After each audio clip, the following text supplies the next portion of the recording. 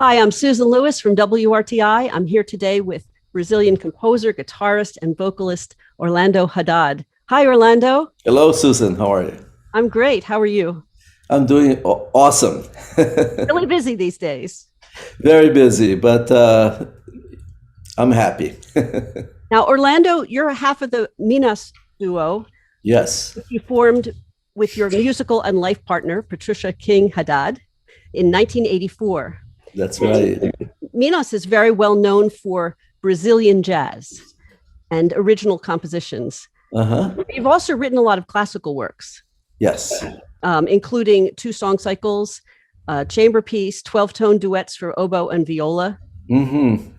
And today we're talking about your work, Lendas Amazonicas, Yes.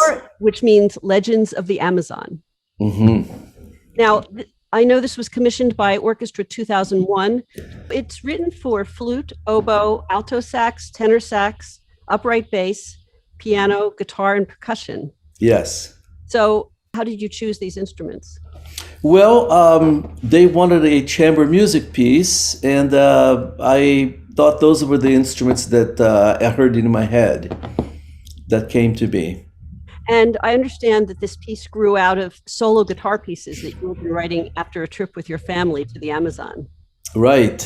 I have been writing these solo guitar pieces that would be called the same name, Lendas Amazonicas, and I've been doing the research, but it was in the back burner for a while, and I hadn't finished the pieces. So I thought this would be a good way to develop those pieces and reorchestrate from guitar into a chamber music group.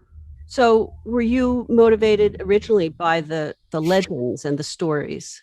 Right, right. I started reading about these legends that I grew up listening and learning about. We had taken a trip to the Amazon, and I was very interested in the forest. And I was also very amazed by how big, luscious, and how grandiose the Amazon is. And I thought these legends would do well in a musical setting. There's a lot of storytelling here Uh-huh.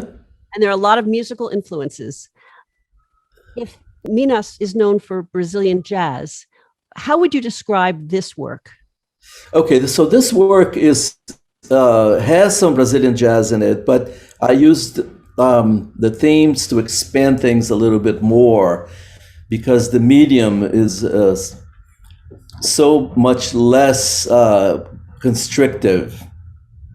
You know, having musicians that can play 20th century music that will play anything that you write on the page. So that was an incentive for me to come up with something a little more exciting and out of the box a little bit. That So, would you call it Brazilian classical? Yeah, it's like contemporary Brazilian classical music, maybe. Villa-Lobos has always been one of my idols, so. Right. We'll talk a little bit about your background because you grew up studying classical piano and guitar. Right. So when I was a kid, my mother took piano lessons. I listened to a lot of her practicing. Then I wanted to take piano lessons.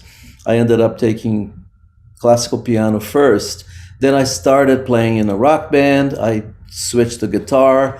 And then when it was time to go to college, I had to decide between medicine and music. And it was a hard choice. I grew up, my dad was a doctor. My two brothers that are older went to medical school. And I had to make a choice to do music.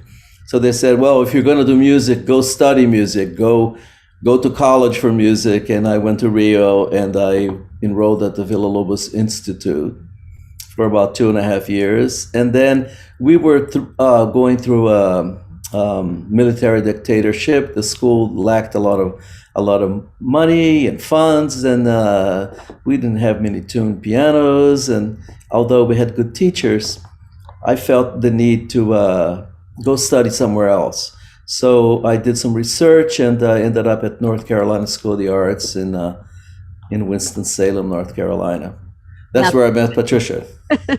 that's so interesting that you were torn between medicine and music. I still am. My daughter says I have a healing touch. Well, they say that music is very healing in many ways. I So, believe that. so what was your process for putting this all together? And could you give some examples? I mean, did you decide on a structure? How did you pick the 5 legends that you picked, or the 7 legends that you decided to set to music? Uh-huh. Well, I started doing a lot of searching online and reading some books that I have, and I was trying to find a set that would make sense in the sense that that the legends wouldn't be repetitive. I looked for legends that had different moods, and I have to say it wasn't that easy. For some reason, there's a somber attitude that the Indians have in the Amazon. And I ended up finding these 7 legends and thinking that these would be a good set. Was your goal to create the mood of the legend, or kind of tell the story in a narrative way? Both. I would think of the mood of the story and start creating an own guitar, and then proceed from there to develop, the themes that I had come up with. Well, can you talk about what gives music a certain flavor? The instrumentation, the rhythms, the melodies. Percussion is a very prominent part of this piece, isn't it? It is somewhat. I wrote the piece so it would be standalone without the percussion, but I felt that because the percussionist really was myself, and then Patricia helped with percussion. Could you give an example of how different instruments help tell the story? Are you assigning them to different characters in the story? Right. Well, for example, the first movement, well, the story was a story of Jaci, which is the god of the moon, and how the Amazon River was formed. So Jaci was in love with Guaraci, who is the god of the sun. But their union was not possible because the heat of the sun would melt the earth, and the cries of the moon would flood the earth. The 2 gods could not get together, and consequently Jaci was heartbroken, cried an entire day and night, and the tears of Jaci inundated the earth, only partly, not the whole entire world, but created the Amazon River. So I named that legend Jaci's Lament, and I assigned it to the flute. I thought that the flute would have a voice, and you would hear, this flute alone in the forest, lamenting what had just happened.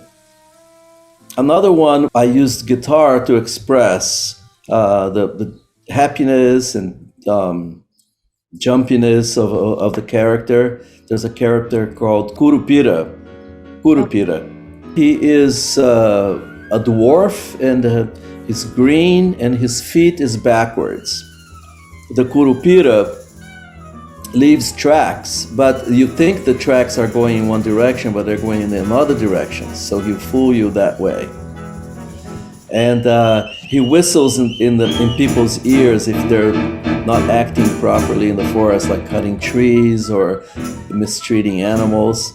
And he misleads them and gets them lost because they get confused. So in that movement, I created the theme with the guitar, but then I inverted the theme from the very end to the beginning and assigned it to the oboe, trying to portray his steps going backwards. Wow, that's pretty cool. And then the last movement references Bach. Yes. So as you know, Villa-Lobos wrote the series Bachianas Brasileiras because he used to emulate the music of Bach, not imitate, but emulate, just draw from Bach, but in his own way.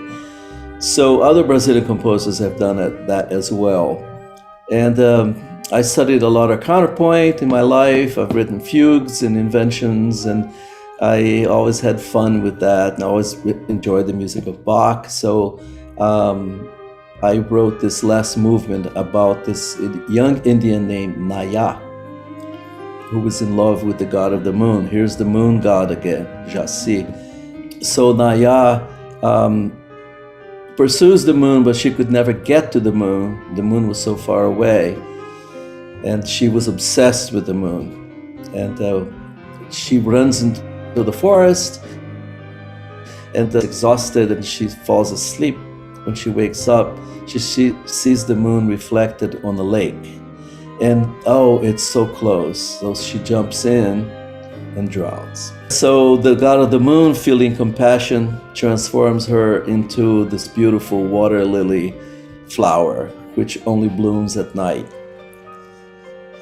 So that's the legend, and that's one of my favorite movements. So I wrote almost like a passacaglia with the theme that keeps repeating, and that I tried to build tension there to express the obsession that she had to the moon. But then I wrote a fugue with that same theme to express her running in the forest and falling asleep, and then the next phase is her being transformed into the water lily flower. Wow, that's beautiful. It's a beautiful legend, yeah. What are the challenges when you're working with so many different styles of music? Well, not too bad. It gives me a little more to work with, because I can draw from so many things. For example, in the band Minas, I really don't bring my classical background as much because it doesn't fit in the style. But here, I felt not too constricted. I always like to start from an organic place, something that comes from within. All my themes come from that. And then I manipulate the themes. I change them around. I do retrogrades. I invert them. I put them in another key and play around with that. It's a more intellectual thing, but it came from a good place. You've written about that when you're composing jazz and classical intertwine. What does that mean? Well, let's see. I guess it's because I've had so much harmony training before, and my ears are very open to dissonance. I like dissonance as much as I like consonance. And it's hard to separate my education and the way I feel about music, because I had so much classical training, but I also had jazz and Brazilian. Right. Well, and I think you also wrote that this structure of this piece is more like a classical work with slow movements, fast movements. There's a certain shape to it. Right. I started with this very, very introductory movement, and then go into a fast movement, like a piano sonata almost.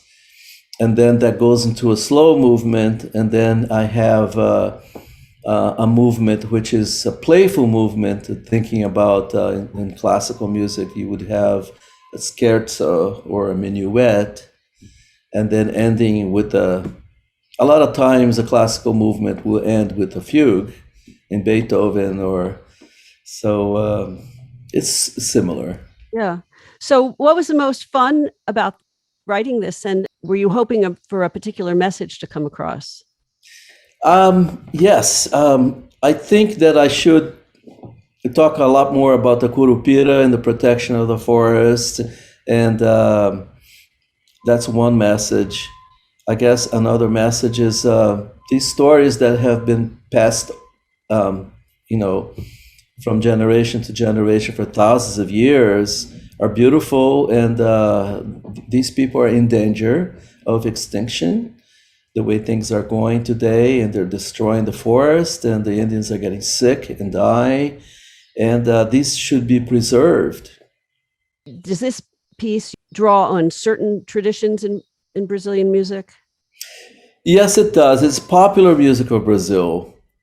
I use the samba, I use a bayan, which is a dance form. One thing that I found out from my research is that the Indians did not have a very developed musical culture. The beats are very simple. It's based on walking, almost, hitting their feet back and forth and making sounds with their mouths. They don't really have a lot of sophisticated instruments. So I couldn't draw too much from that. And so I used a lot of instruments such as the berimbau and the Koika, which are of African origin. The berimbau opens the whole piece. It's a one string bow instrument that has a gourd that the player holds against the belly, and then he hits that one string, and with the hand he puts a coin or a piece of stone into the string. It only has two pitches, but it's very rich, and you have a little basket that you hold in your hand, and when you beat, the basket shakes and makes a sound. So it's an African instrument was developed in Brazil and used in Brazil, in Brazilian music, especially from an area called Bahia. So I use that instrument. Then the cuica is the friction drum that has a squeaky sound, like sounds like animals, sounds like monkeys. So that's also African, but it's developed in Brazil. It's used in samba music.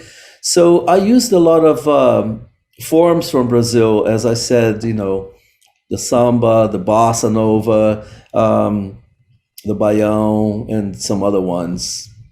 So my idea was that even though I was writing music that's notated and it's supposed to be performed and read by the players exactly as notated, there had to be a little bit of an organic quality to the music. So I decided the percussion was going to be the one that would accomplish that, just to add sounds of nature, and there's bird calls and these instruments that I mentioned as well. Right.